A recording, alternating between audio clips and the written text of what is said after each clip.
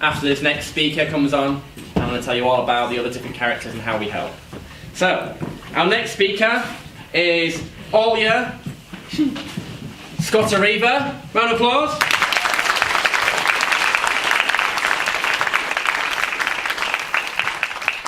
Now, Olya is always looking for ways to connect with others and develop herself, and this is what's made her embrace the SPEAKup challenge. She's here tonight to talk about her journey. Please welcome to the stage, massive round of applause, Olya, everybody!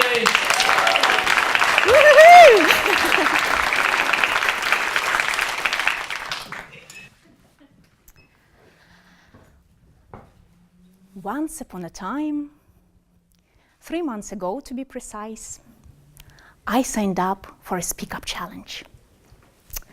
It's been a wonderful journey, and as it's coming to an end, I wanted to share with you what I discovered in this past 3 months.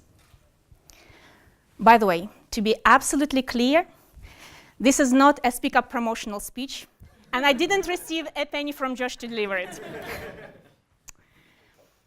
So, why have I signed up for the SPEAKup challenge in the first place? Well, I thought I was rubbish at presenting to more than a voice in my head.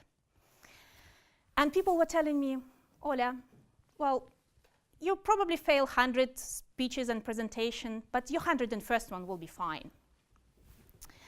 But this time, I decided I'll do something that I haven't done much before. And for my first SPEAKup speech, I practiced for 2 days standing in front of the mirror, speaking to myself out loud. And so, when the time has come to deliver it, the feedback I received was way more generous than I expected. I tried the second time, and it worked again. And so it turned out that I didn't have to fail 100 speeches to actually deliver the 101st one well. I could practice 100 times the speech that I wanted to deliver well. Such a simple realization, but it boosted my confidence greatly. Another thing I realized is how difficult it is not to create the greatest speech in the world. In the past 2-3 weeks, I was brushing through my experiences and memories, trying to link them to grand ideas and quotes, like, "It is not death that a man should fear, but he should fear never beginning to live." That was Mark Aurelius, by the way. So I was wrecking my head and my brain trying to wow you with my speech. And it was really exhausting. And it just didn't feel right. And finally, I faced the reality of it. And admitting that I didn't have to be perfect or the best, and my speech didn't need to be the greatest, was incredibly liberating. And so finally, I could sleep tight again. The only problem was that I still had absolutely no clue what I was going to talk about tonight. So I was on a journey again. But this time, I didn't turn to my past. I turned to inspiration. And I listened to a dozen or two of great speeches by amazing people.